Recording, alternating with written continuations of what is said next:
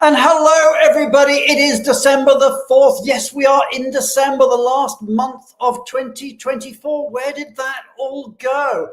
And we have got a fascinating show for you today. We are going to be talking about global mobility in Saudi Arabia and in the Gulf states. And these are regions which are transforming at a pace that you just cannot believe. I'm super excited. We have backstage Chris Henry, who is live in Riyadh, and he works for Saudi Telecom, and he's going to be telling us all about what's been going on in Saudi and in the Gulf states. Also backstage, we've got Julia Onslow-Cole, who's going to be talking to us about immigration, and we've got Julie Barron and Alexandra from Vialto, who are going to be talking us to about latest tax updates. So we've got an amazing show for you today, December the 4th. But also remember that it's just 1 week until the big reveal of the top 100 women in global mobility. And we're going to be telling you more about that in a short while. So as people come into our audience from all around the world, you know what to do, everybody. Please join the conversation, write in the comments box, tell us who you are, where you are. I see Rob Zeitz, an old friend from the show, coming from Cambridge. We've got in Boston, we've got Marie from Houston. People are coming in from all over the world. It's so exciting to see you. We are live right now on LinkedIn. We are live right now on YouTube. And indeed, if you want to listen to us as a podcast, you can also find us on Spotify. So how exciting is that? Now, a lot of you I know join because you also want to get your CPE codes. And we got Kay from Orlando, we got Roz from London, we got people from all over the world coming in. And I'm not surprised, because what a great topic we've got. CPE codes. We have codes from ERC, from SHRM, and from HRCI. And many, many thanks to our good friends at ERC for giving us those GMS and CRP codes. They're there. And also to our good friends from Rocket Mortgage, who have given us our HRCI and our SHRM codes. So I'll leave those codes up there for a minute or two so you can see all that. Meanwhile, what's been going on in the wonderful world of global mobility over the last 7 days? Well, I'll tell you what, why don't we run the video and see what has been global mobility's news in the last 7 days.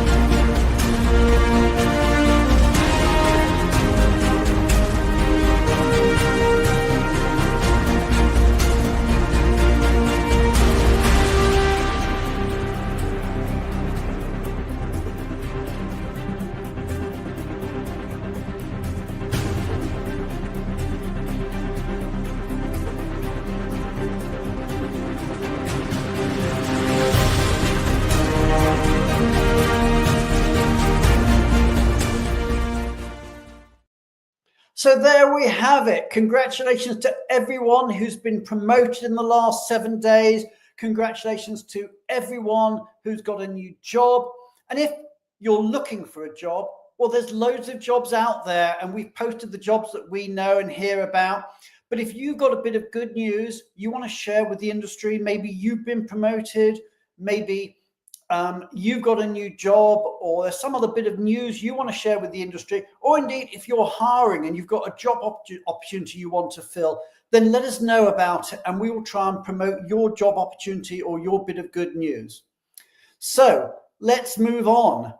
Let's talk about immigration. And well, our theme for the day is Saudi and the Gulf states. So let's bring on a person who knows more about Saudi and the Gulf than most, certainly when it comes to immigration, the one and only Julia Onslow-Cole. So you know how it works, everybody. Hit the heart button, hit the like button, hit the applause button, and let's welcome onto our stage Julia Onslow-Cole.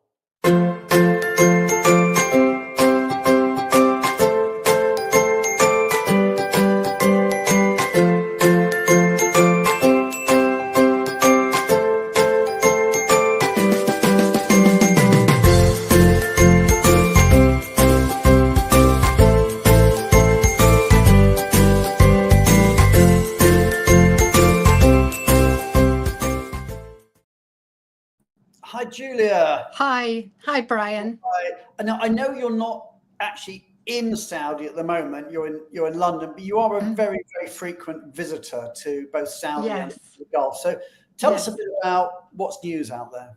Yeah, and I'm so excited that Chris Henry's on the program today because he literally is one of the best global mobility leaders in the world, and certainly, you know, he's got amazing reputation, and certainly in Saudi, he's literally the go-to person for everything. So it's really exciting that he's on today. He is indeed FBM's Global Mobility Professional of the Year, so we will celebrate with him. I know, so well deserved, so well deserved. Anyway, just wanted to say that I was in Riyadh about 10 days ago and I gave a talk to 60 CEOs about talent management. And I was with my partner, Haida Hussein, who is from Fragman, who leads our Saudi offices. And prior to this meeting, they did the company that organized it did a survey for the CEOs. And basically, 75% of them said that they were really actually concerned about their profit margins. And they were saying that competition in Saudi's got quite intense. And also they're a little bit concerned about geopolitics, because if you look at conflicts, particularly, there's a lot in that region. And also supply chains. One of the, I don't know, I mean, they weren't present at the meeting, but Maersk, who's, you know, one of the big container shipping companies, was saying that they're not taking anything down the Red Sea the whole of 2025. And their definition of a black swan event is when the container arrives on time. So it was quite interesting, you know, the number of CEOs that are concerned about this. And I think in a way it was quite reflective of the fact that Saudi, and I know Chris is going to be talking about it, but it's become so popular for business because actually, although, you know, there are some regional, you know, concerns geopolitically, so is there across the world. And actually, if you look at economic growth, it's absolutely booming. So there's a lot of companies that have come in. We've seen that by the numbers that have registered for regional headquarters. And all of this is just creating a lot of competition. And another thing that Chris will be touching on in more detail is we've seen some of these larger projects like NEOM slow down, but really it's just a re-evaluation. So as when that slowed down, others have really picked up. On the immigration side, there's been a lot of positive changes, particularly over the last 12 months. There's a lot of difficulty when you're managing all these different portals that you have to fill in. And there has been a real exercise in trying to join up the portals and also collaborate between departments. So that's very helpful. There's new premium residency categories, one for skilled workers, and it's a bit like the golden visa in Dubai. It's in its infancy, but it's going to be a really useful tool for people to use to hire people so that they have immigration in their own right. And people that are in a regional headquarters, this new initiative, there is exemptions for 10 years for Saudiization, and certain jobs that in commercial entities can only go to Saudi nationals, like HR, they're only for Saudi nationals. If it's a regional headquarters, then they can go to foreign nationals. But I just wanted to end on one note, which said that saying that you must be compliant. And there is a real focus and a rigor in Saudi over the last few weeks about compliance. For a 1-month period, which ended on the 3rd of October, the General Directorate of Passports issued 23,000 punitive measures against citizens and expats. That's 23,000. And that's what is a punitive measure? Well, it's fines, jail time, even deportation, and it's for breaches of residency, labour or border security registration. And then this month they had a week-long operation where more than 21,000 people were detained. It went from a week, from November the 7th.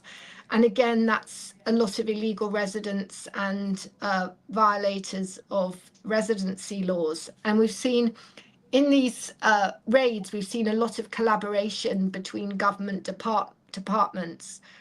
So, it is really important. We're also seeing a lot of site visits. So clients that have big sites, engineering works or infrastructure projects, there's been a lot of site visits.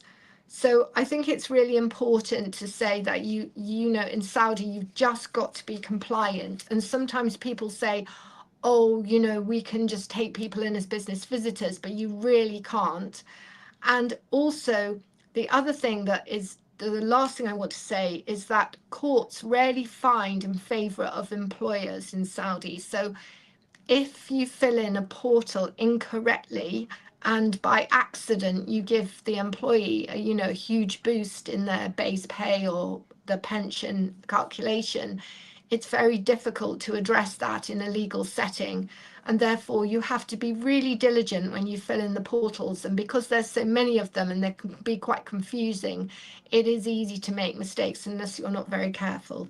So lots and lots of opportunity, really exciting place to do business, growing, and so much to do. But, you must be rigorous with your compliance, and you must really understand the immigration and all of the other landscape well. Thank you, Julia. That's a great bit of scene setting. We're going to get you back later on when Chris is on the show as well, as we're talking more about what's going on in Saudi.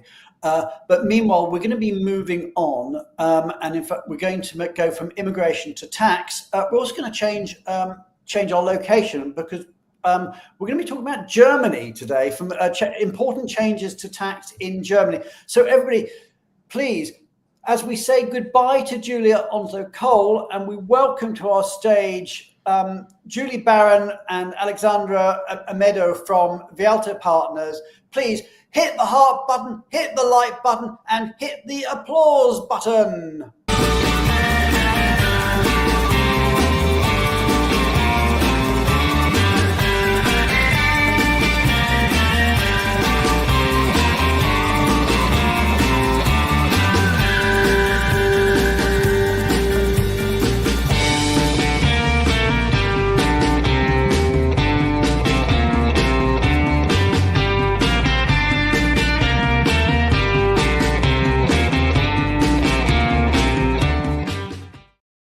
Hey, Julie, how are you doing? Good. How are you, Brian?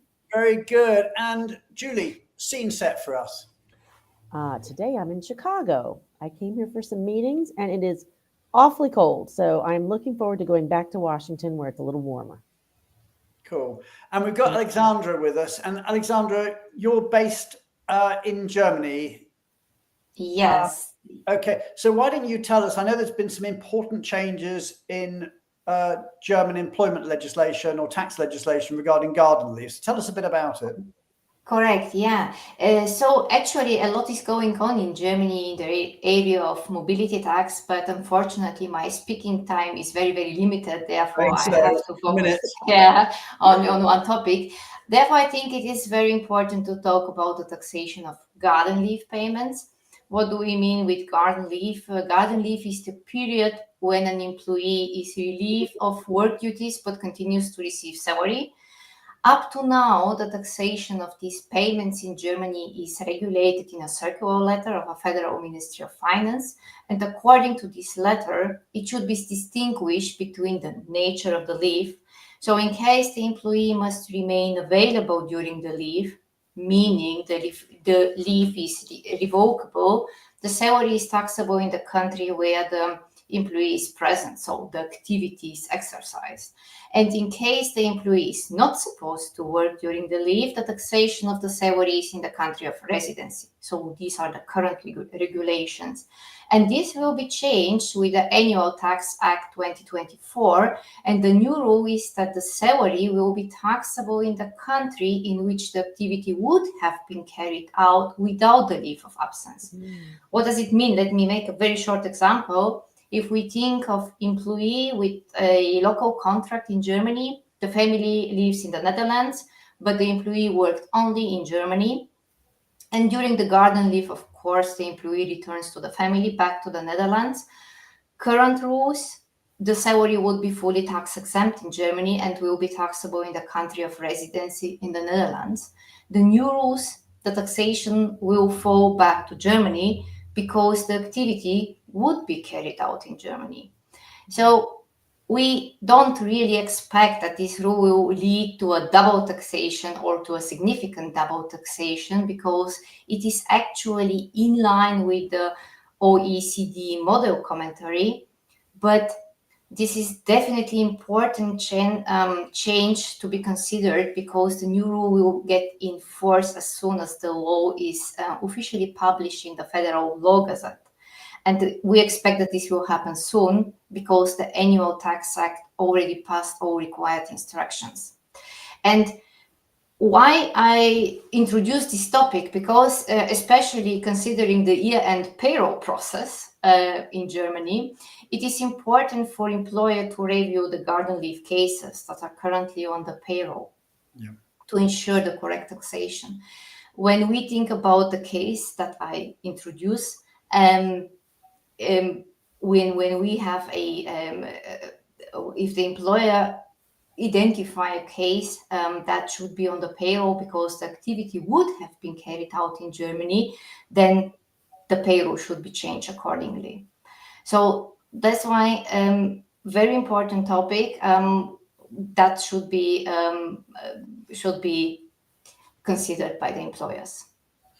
Okay, so Alexandra, thank you so much for that. A really important update, what's going on in Germany. We're now going to be moving on. I'm delighted to welcome onto our stage Beth Nielsen from Beneva, and she's going to be telling us a little bit about the build up to next week's big reveal, because next week's the big one. Next week is the day that we reveal who are the top 250, and it is 250 now, not 100, the top 250 women in global mobility. So everybody, hit the heart button, hit the like button, hit the applause button. Let's say goodbye to Julie and Alexandra, and welcome to our stage, Beth Nielsen.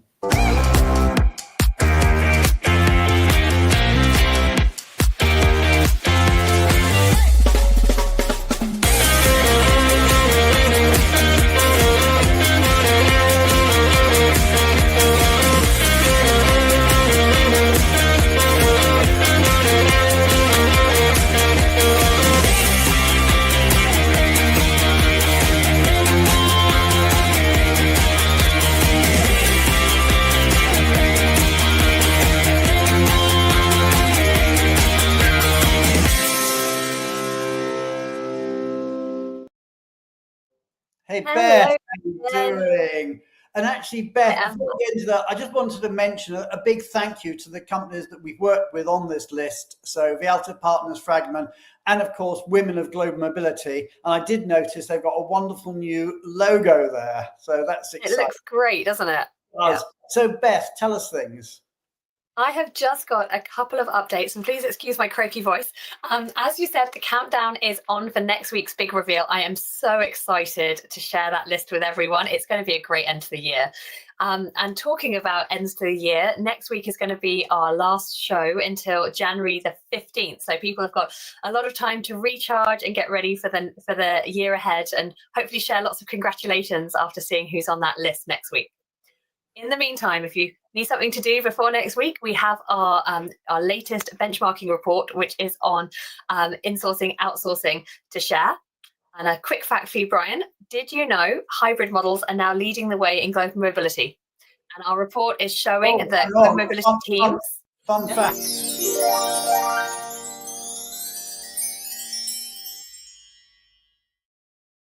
That's our fun fact logo. Yeah, so the report shows that global mobility teams are now combining this insourced and outsourced expertise, using technology, cutting costs by 30%, boosting employee satisfaction by 50%. So if you want to know more about that, then I know Tally's, I can see Tally's just shared the link to download that report, available to everyone in the show chat. So please get downloading as soon as you can. Absolutely. So fascinating survey. I'm sure we'll do a show on that at some point in the new year too. But we're going to be moving on. Thank you so much for that, Beth. But I know a lot of people are here to learn all about global mobility in Saudi and in the Gulf states. And we are super honored. We really are, by having one of the nicest guys in our industry with us backstage. As Kay says there, Chris is great. Well, let's meet the wonderful Chris Henry.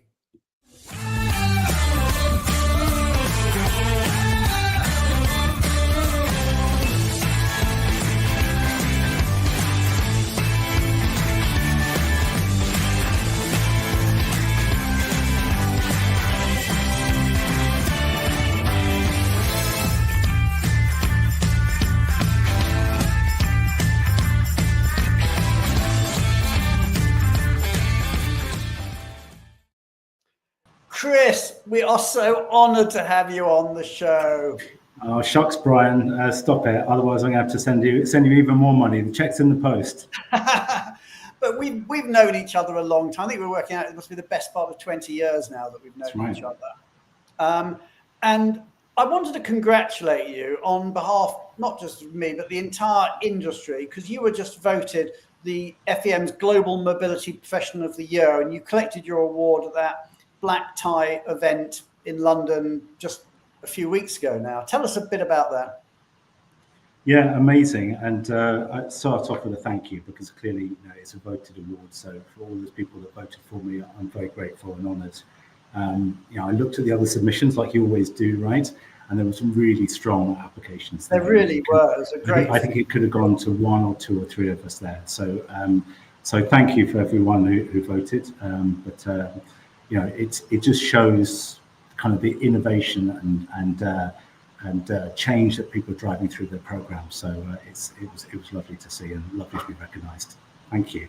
I guess put simply, Brian, I was probably a little bit old to qualify for the Rising Star Award. Let's just say that much. Well, I'm sure your star's going to keep on rising for many years to come. But Chris, you've worked on both sides of the fence. You've worked as a service provider, you've worked in-house, and you've worked in your home country, but now you're in Riyadh. So tell us about, how did you get out to Riyadh? Tell us about the role at the moment. Sure. So effectively, to go back, like many of us, I'm ex-Big Four originally. I worked for one of those companies for 5 years, and then I went on to the relocation provider side, basically helping to set up the European footprint of a US relocation management company. I was there for 7 years, and then moved in-house. And actually, for the rest of my career, I've been predominantly in-house mobility roles.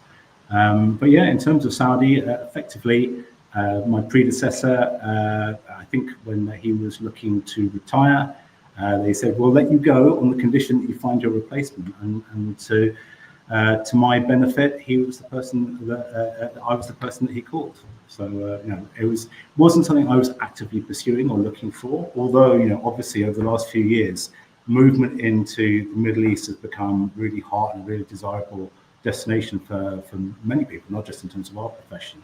But it wasn't something I was actively pursuing. But when those opportunities come and knock on the door, sometimes you just have to step out of your comfort zone and do something wild and different. And that was the opportunity for me. And you're certainly in the right place at the right time, because Saudi is changing dramatically, compared to, say, 5, 10, 15 years ago, and then where it might be in, 5, 10, 15 years time. So tell us a bit about what's going on in Saudi and indeed in the broader Gulf region. You're going to have to hit your fun fact button quite a bit, but here we go. So effectively, 63% of the population are under the age of 30. Hang on.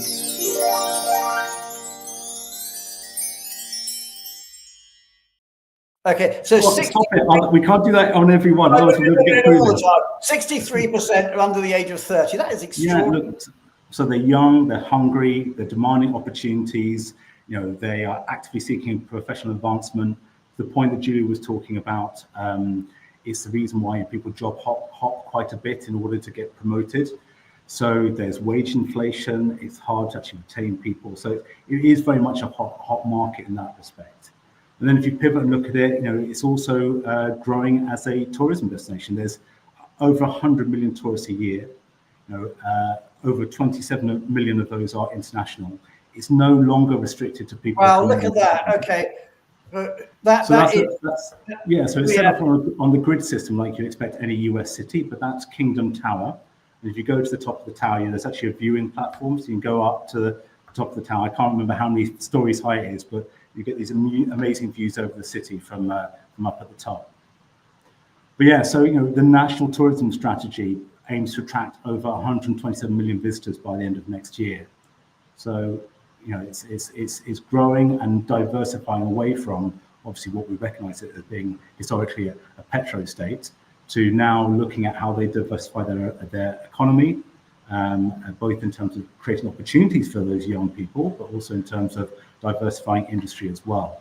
Population is 33 million. The majority would live in Riyadh, so we're talking about 7 or 8 million. That's expected to grow to 10 million by 2030. Here's another stat for you, Brian. I know you like your quiz questions. So we go back 75 years, 1950. What was the population of Riyadh in 1950, 75 years ago? I'm going to go for 500,000. Depends on which survey you look at. Somewhere between 83 and 110,000. Wow. And it's so now 75 years. Now 7 million. About 8 million will grow to 10 by the end of the decade. Like any major city, traffic is a perennial headache, but actually Riyadh Metro opened this week. Has 6 lines, covers 176 kilometers, 85 stations, estimated cost, 25 billion US. So it's the largest or longest autonomous rail network in the world. But clearly, if the population is going to grow, they need to reduce, the traffic congestion, pollution, and of course, it also helps in terms of their tourism objectives. It's really rapidly developing, Brian. Just to close that out, it's probably comparable to how Dubai was 20 or 30 years ago, but it's catching up really fast. Okay, and certainly the scale of the investment is just extraordinary. I'm going to ask the audience a question. Don't you say the answer at this point, Chris, but I want to get on to this whole question about the development that's going on there. And the question is that Saudi is building a $500 billion mega city called NEOM. How large is it compared to New York City? And I'll give you 4 choices. You can either say, this is for the audience, it's half the size of New York City, which is pretty big. It's twice the size of New York City. It's 10 times the size of New York City, which is crazy. Or it's 33 times the size of New York City, which is just beyond crazy. So anyway, don't answer that question, Chris, but just tell us a bit about NEOM and some of the other stuff that's going on, the line and other developments that's going on with these mega cities, giga cities. Yeah, sure. So effectively, it's not just one project. There's a number of them. So if you look at Saudi Vision 2030, which I think Julia has talked about before, it's diversifying away from the traditional petro state that existed here. And clearly STC has a role to play in that because they have a target of becoming the most connected and digitized nation in the world. And if you look at those different developments, they're all part of that bigger plan, if you see what I mean. So if you look at the line, which is one of those projects. Okay, let's just talk. What are we looking at here?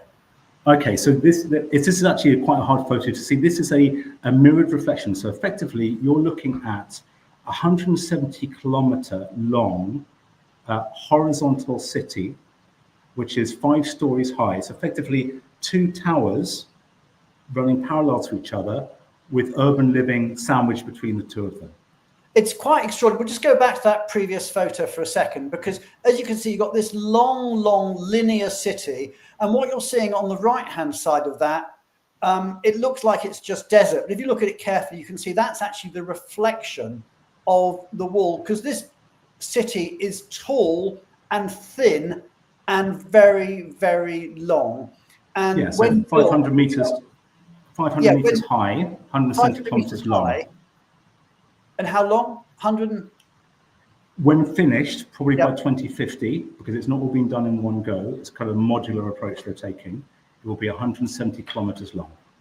Okay, and it'll be pretty fast to get from one end to the other. There's going to be sort of transportation going all the way along, isn't there? Exactly. So that it's all vertical. So effectively, your metro system will run in the basement of the tower. Right, so you'll just go down to your basement of your tower block and get on the metro and just take it all the way along the line. Exactly. So if you think about supporting infrastructure, there'll be 57 kilometers of high-speed rail, and even that has a budget of 1.4 billion euros. I mean, this vision is extraordinary. And let's put people out of their misery. In terms of NEOM, how big is it compared to New York City? And actually, Harvey has given us, he's done a co-pilot search, and that's right. It's 33 times the size. I mean, get your head around that. They are building. It's the size of Belgium. It's just extraordinary. I mean, silly question, but who's going to live there?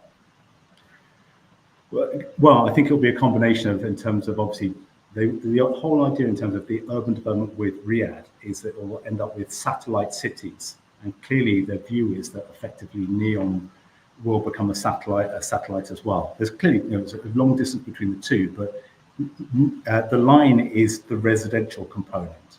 If you think about it, there are plenty of other things going on there as well. So you've got the Octagon, which is the industrial city. It's going to be the largest floating industrial complex in the world.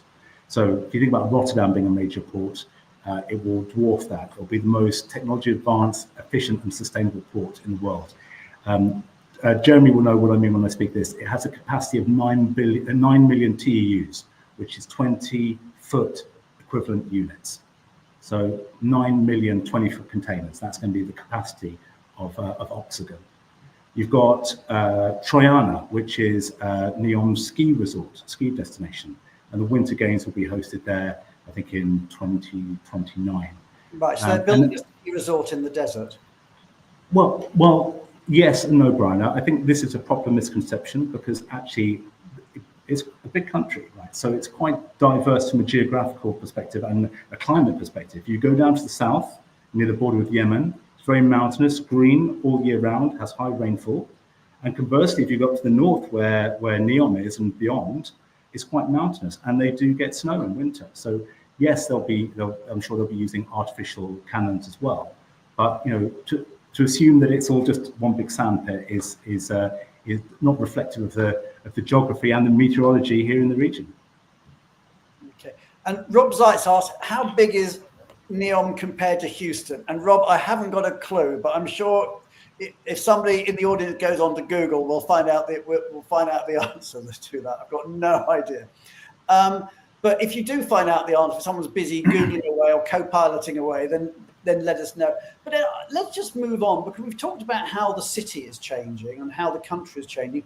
Let's talk about how work is changing. Julia from time to time has mentioned Saudiization. So tell us a bit about that, but also just generally how work is changing, you know, because you're living it. You're working for, you know, a major Saudi company, STC, Saudi Telecom. Tell us about how life is changing in the workplace. Interesting. Well, obviously, companies have increasing diversity quotas, so you're seeing a lot more women entering the workplace. You know, from a societal perspective, you know, they might normally have a relatively short career and then, you know, look to start families. Whereas now, you know, women very much have a role in most major corporations, and more to the point is, you know, expect to have, you know, long-standing careers that progress up into senior management. The country is amazing in terms of the investment it makes in students. So if you wish to study internationally, and as long as you get your IELTS, your English certificate, you know, the state will sponsor you to basically go and study overseas. So you're talking about a young, hungry, and highly educated workforce in terms of you know, individuals, you know, seeking professional advancement. And it's still very hierarchical as a society, and also in terms of business culture as well. But, you know, it's very much, you know, you will hear this phrase "wasta." It's equivalent to that is not what you know, it's who you know. And certainly in Saudi, it's very much a society of trust, building relationships and networks. And so, you know, trying to be open and honest. You won't see people get angry and throw things around. You know, everyone is always very considered and measured. But yes, you know, there's that very much that hierarchical approach in terms of, a management style. So, of course, coming to work here, you have to understand that and adapt, you know, the way that you behave. So, and I think that would be a lesson for anyone who's looking to work in the region, is understanding the cultural differences is key if you want to be successful here. Okay, a question that came in for you, Chris, from Bindu.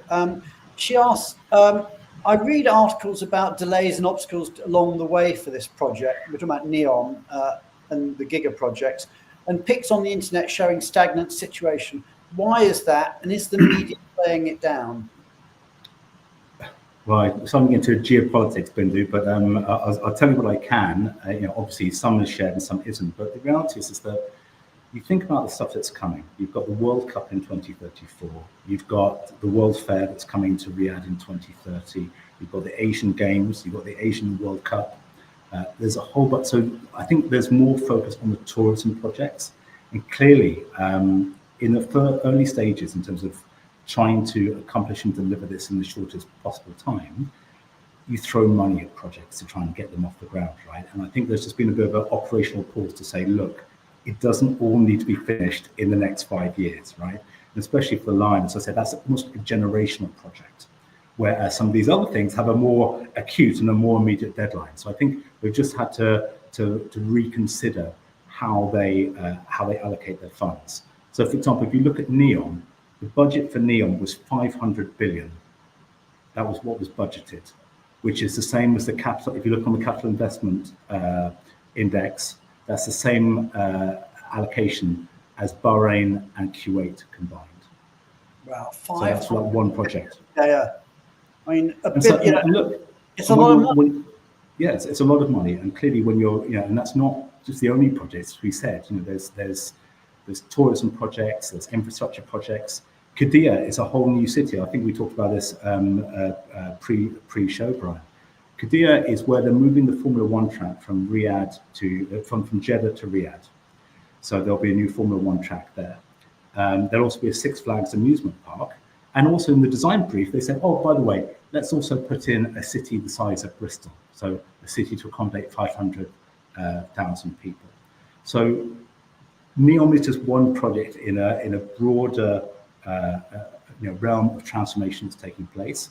And I think it's actually just a question of pivoting and focusing on things that are more immediate in terms of necessity and delivery. Okay. And Chris, a lot of people who are out in Saudi live in compounds. And I think we've got a picture of a compound just to show. But just Okay, so here's tell us about compound living and what it's like. That looks really swish. They are, yeah. Some of them are, certainly the newer ones are amazing. What I would say, if you go back, 10, 20 years, where obviously security was more of a concern, these were originally set up as gated communities with security and pillboxes to basically, keep the foreign workforce safe.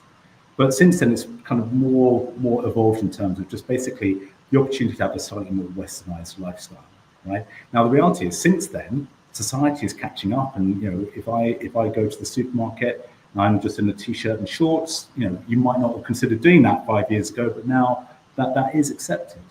But I think the idea is that it just gives you an opportunity to have a slightly more relaxed lifestyle rather than feeling as if you're under scrutiny. They will have great sports facilities. What I would say is that the problem is with this rapid influx of people, it's put real demand in terms of those compounds, especially the desirable ones. So you're seeing rental increases of 10, 20% a year. So a lot of people like me are now opting to move out of the compound. So I just have an apartment because, effectively it's just not cost effective. The newer compounds, I say, are beautiful. It's almost like living in a resort. What I would say is that some of the older ones are starting to look quite tired now. Yeah. I'm quite happy to charge the rents for them, but they haven't necessarily made the capital improvement. So again, the reality is that then squeezes the balloon in terms of people looking to live in those more modern developments. So it's that combination in terms of it's desirable, but its desirability also makes it pretty expensive. Okay, I think at this point I'm going to bring Julia back into the conversation. Let me just bring Julia back. So Julia, hi. Hi. You've spent a lot of time yourself out in Saudi. So tell us from a female perspective, there's this sort of idea, maybe it's historical and not the current situation, of it being quite difficult to do things, especially work related or even things like go out as a woman. How has that changed over the last few years, and what's it like now as working as a woman in Saudi? Yeah, I mean, I think it has changed tremendously over the last few years. I mean, I remember when I first started going, women were not allowed to drive. Chris hasn't told anyone, but we went on a holiday, Chris and his wife and my husband and I, to Al Ula in the summer. We had an absolutely fantastic time.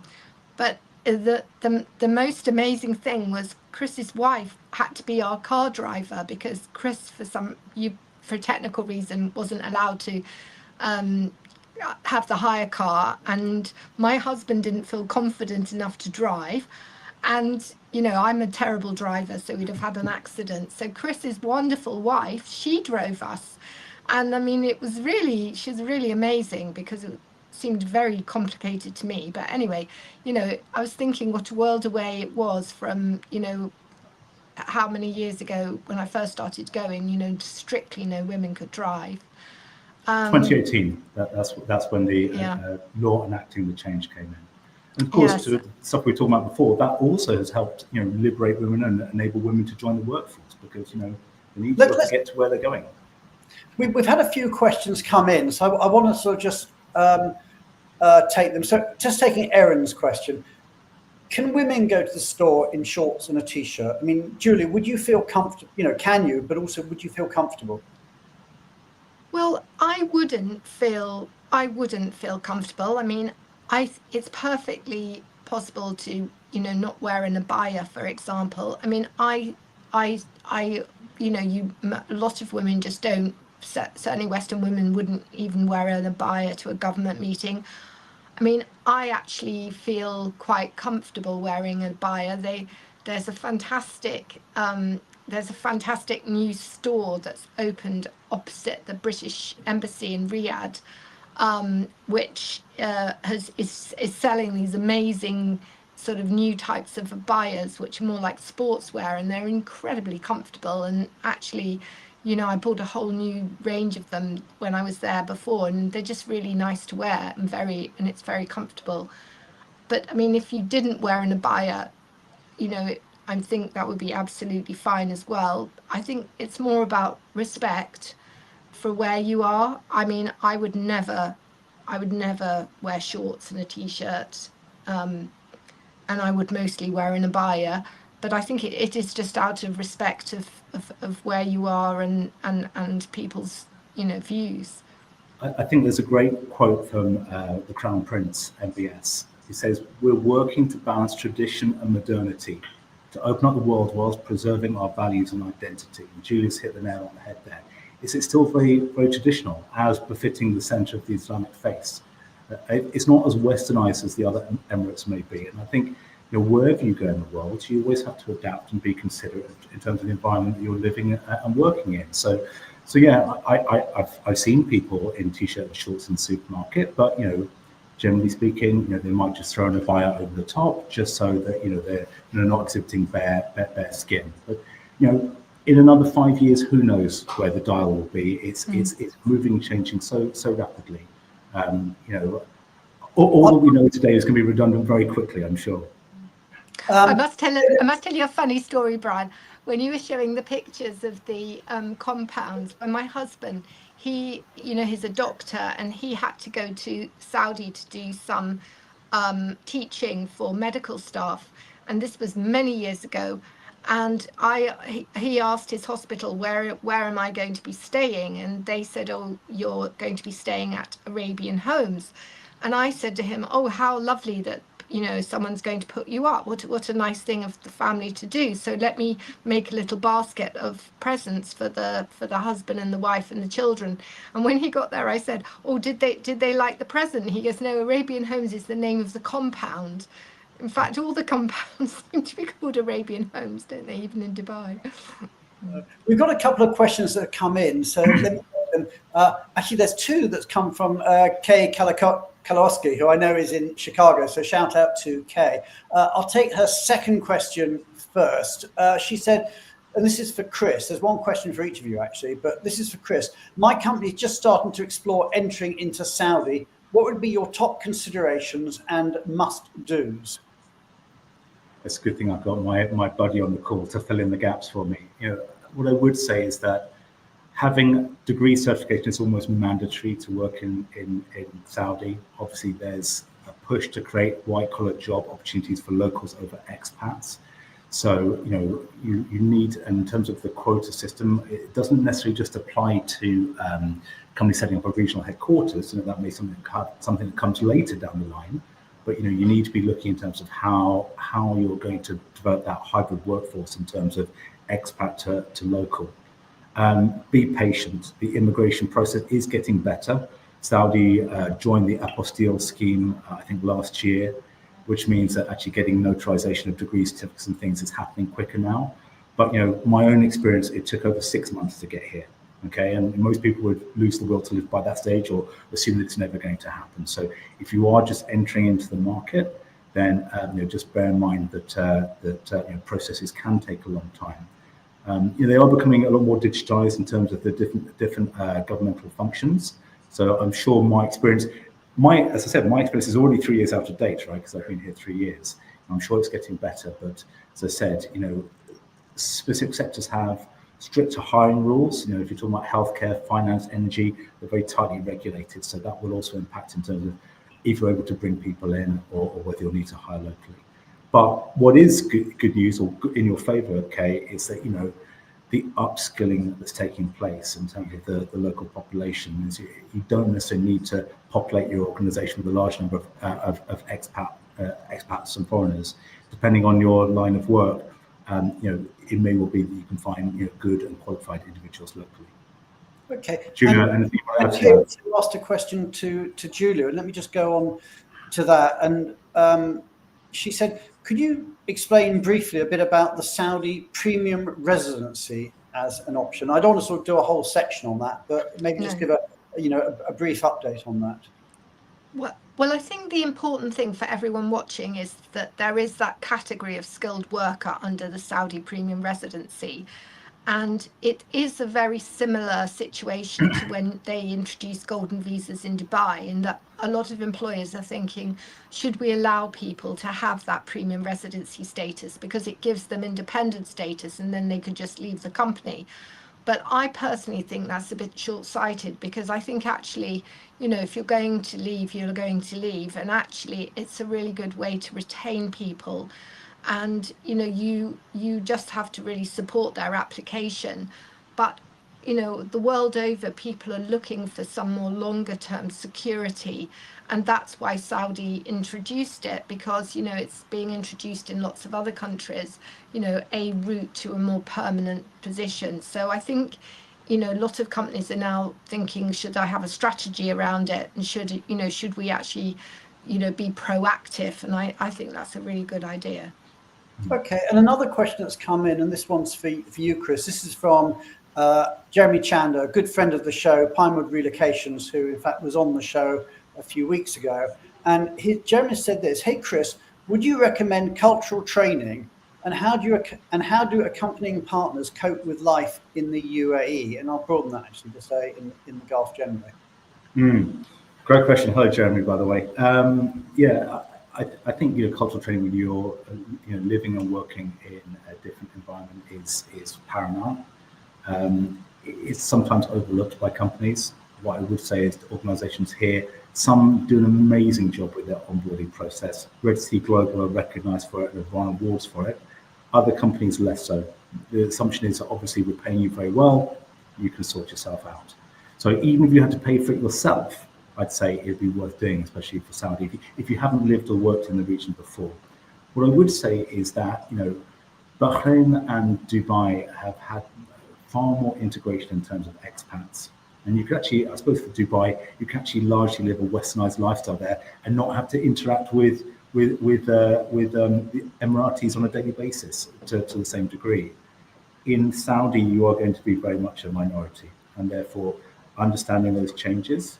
And whether it's cultural training, but also in terms of some of the stuff that some of the cross-cultural trainers do in terms of saying, look, how do I need to modify my approach, my business style?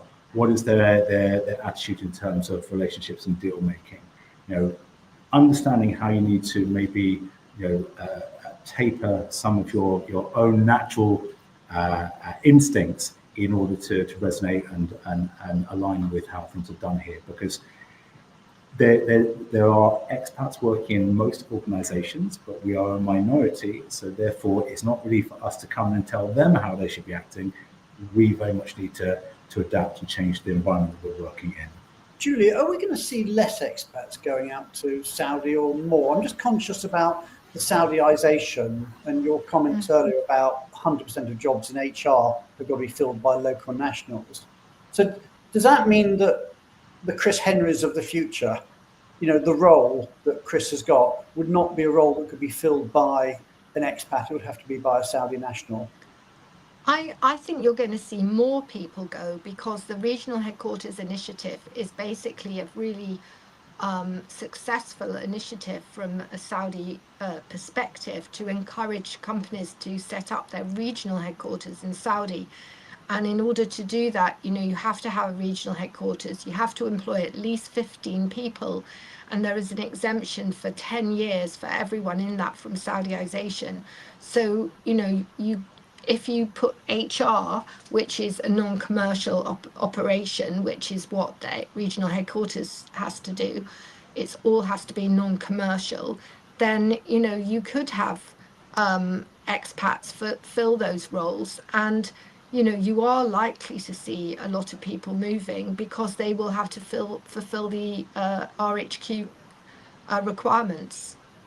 But on the flip side of that, I'm seeing a lot of roles advertised where they actually say you must speak Arabic. So you will see that most jobs now, talking about from a broader context, not just Saudi, but also in the region, with all of these nationalisation initiatives, you're going to see more jobs going either to residents or those who've got regional experience, unless the skill set is highly specialised. So to your point, Brian, mobility is still in its infancy here. So you may still see that as being perceived as a highly specialised HR function, but for a lot of individuals looking for general positions, they are going to find it increasingly hard. We look at, obviously, the growth in the GCC is happening against a backdrop of economic issues in Europe and Australasia. And it means that there's a tightening of expat talent heading to traditional eastern hubs like Hong Kong and Singapore, who are now also looking to move to the Gulf. So you're getting a real surge of interest in the GCC.